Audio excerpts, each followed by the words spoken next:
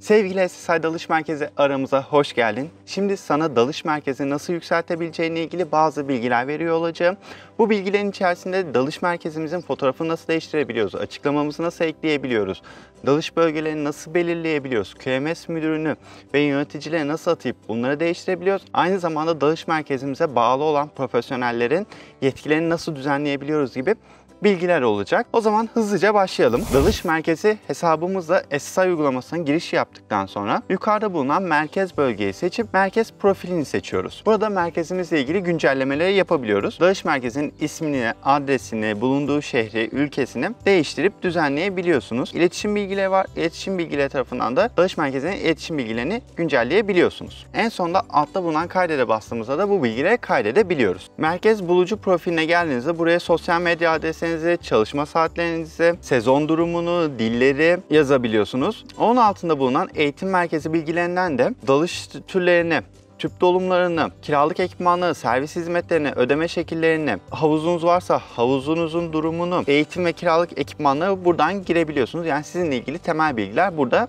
yer alıyor. Daha sonrasında bunu da kaydedebiliyorsunuz. Görseller ve logoya geldiğimizde burada bizden 3 tane görsel istiyor. Bir tanesi dalış merkezimizin dışarıdan görüntüsü. Diğeri sınıflarımız ve ekibimiz. Bunları da buradan ekleyebiliyoruz. Dalış merkezinin logosunu da altta bulunan dalış merkezi logosundan ekleyebiliyoruz. Değiştirmek istediğimizde de merkez logosunu düzenle deyip sürükleyip bırakarak güncellemeleri yapabiliyoruz. Bulunduğumuz bölgedeki dalış noktalarını eklemek için de yukarıda bulunan pazarlama servise geliyoruz ve buradan dalış alanı yönetimini seçiyoruz. Bulunduğumuz bölgedeki dalış noktalarını da buradan aynı zamanda görebiliyoruz. Mesela kırmızı olan bir taneye tıkladığımızda mülteci botu olarak dalış bölgesi çıkıyor ve dalış bölgesiyle ilgili bilgilere de buradan ulaşabiliyoruz ve bunları düzenleyebiliyoruz. Yeni bir dalış noktası eklemek için sağ üstte bulunan dalış noktası ekle seçeneğine tıklıyoruz. Tamam dediğimde ekrana bir adet pin atıyor. Eklemek istediğiniz bölgeye hareket ettirip oraya dalış noktası ekleyebiliyorsunuz. Mesela getirdim, buraya bıraktım. Daha sonrasında OK diyorum. Bölge için bir ad girmemizi istiyor. Buraya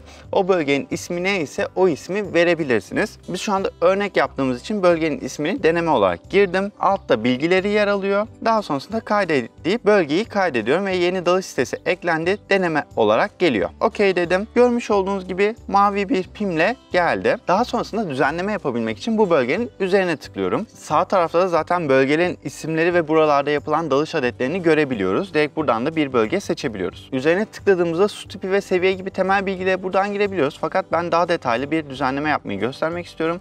Onun için bir dalış sitesi yükseltme, açıklama, ekle seçeneğine tıklıyorum. Ve beni otomatik olarak o dalış bölgesinin bir sayfasına yönlendiriyor. Gelen bu sayfa üzerinde mesela su tipini tuzlu su olarak seçebiliyorum. Seviye olarak başlangıç seviyesini girelim. Dalış bölgesiyle ilgili bir açıklama girmemiz gerekiyor. Bu resmi bilgiyi içeren bir açıklama olacak. Nerede olduğu, nasıl bir bölgede olduğu ve dalış noktasının ne gibi özellikleri taşıdığı ile ilgili bilgileri bu açıklama alanına girebiliyoruz. Daha sonrasında fauna ve florasının kısa bir tanımıyla burada neler var gibi bilgileri de bir alttaki açıklamaya ekliyoruz. Dilersek ek bir açıklamada girebiliyoruz. Onun altında diller seçeneğimiz var. Buradan istersek dil ekleyip onu da güncelleyebiliyoruz. Farklı dillerle de oluşmasını sağlayabiliyoruz. Fotoğraflar kısmımız var. Buraya gelip bu dalış bölgesiyle ilgili çektiğimiz fotoğrafları buraya yükleyebiliyoruz. Dilersek bir haritamız varsa onu bu haritalar bölgesine ekleyebiliyoruz ve coğrafi konumunda tekrardan harita üzerinden görebiliyoruz. Mesela daha önceden eklediğimiz sünger kayalarına bakalım. Buraya tıkladığımızda da dilersek bu nokta için QR kodunu da buradan oluşturabiliyoruz veya dalış sitesini düzenle deyip aynı şekilde yeni bir düzenleme sayfasına ulaşabiliyoruz. Yani daha önceden kayıtlı sayfaları da düzenleyebiliyoruz. Dalış bölgesi ekleme ve düzenleme işlemlerimiz de bu şekildeydi.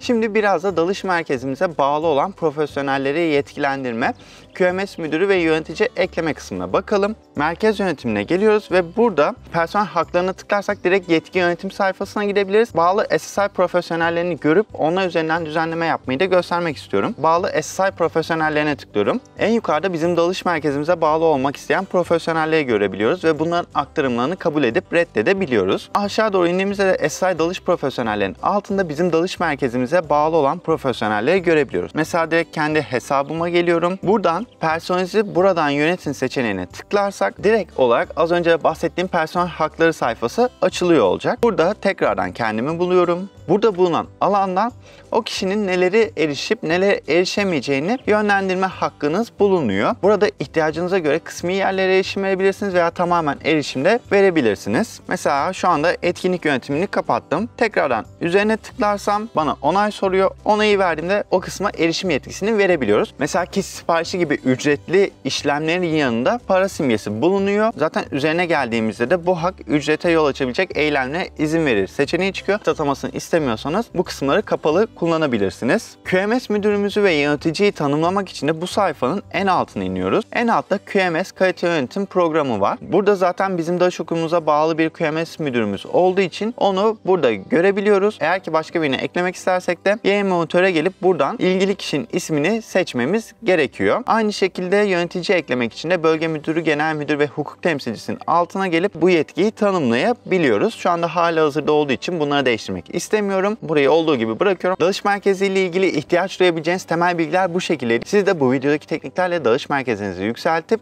gerekli güncellemeleri ve geliştirmeleri yapabilirsiniz. Tekrardan aramıza hoş geldiniz.